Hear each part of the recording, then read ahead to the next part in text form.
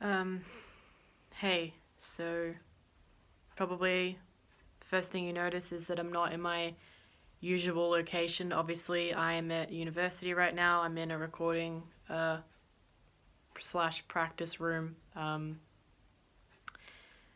And I came in today because I was gonna do some guitar tracking for a song of mine that's almost finished. And I'm still gonna do that eventually. But on the way in, on the train today, I went on Instagram and I found out that Jordison, former Slipknot drummer, died today.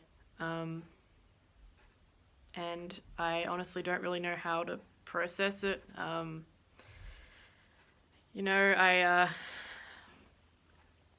was gonna say I wasn't originally planning on making a video. I only found out like an hour ago.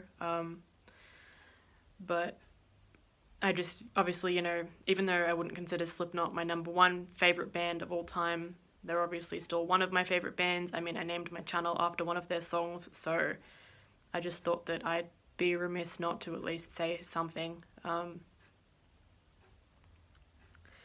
And I guess I just wanted to say that that I survived my last year of high school because of Slipknot. Well, two things. One of them was Slipknot and the other was Korn. Just, listening to their music or watching their music videos during my free periods when I was supposed to be studying. In Australia, at least in the state that I live in, we have this thing called Muck Up Day, which is like your last day of high school. And there's a theme, and you get to dress up. Our theme was 2000s, and I dressed as not only a member of Slipknot, but I dressed as Joey. And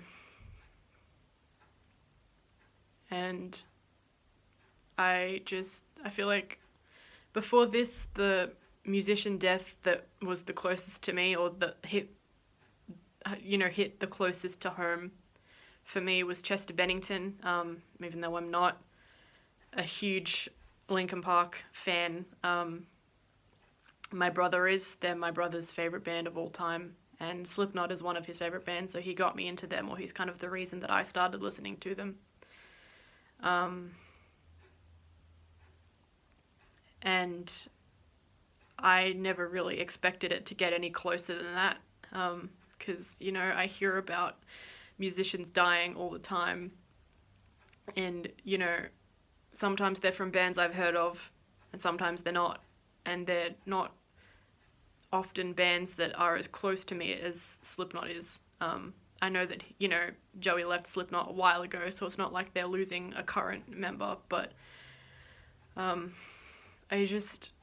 it's so weird. People always say when they lose someone super close that, like, oh, it doesn't feel real, it doesn't sound like it really happened, and it's not really until, like, right now that I've fully been able to understand what that means. I suppose I kind of did with Chester, but it's so much, like, closer now, I think. And I'm sorry, I'm probably gonna start crying, but I guess I just wanted to say that if you feel like an idiot because a musician that you like has died, or it doesn't have to be a musician, anyone that you look up to, I think unfortunately there is still a school of thought that, you shouldn't be that affected if you never met the person. Obviously, I think that's absolute bullshit. I mean, I still get sad when I think about someone who died 35 years ago. I wasn't even born. I didn't even come close to being alive at the same time as Cliff Burton, and that's still something that really upsets me. So, I just wanted to say that if you're upset, it's okay. If you genuinely feel like you need to grieve the way that you would if it was someone that you did personally know, that's okay, because music is so powerful and music brings people together so much.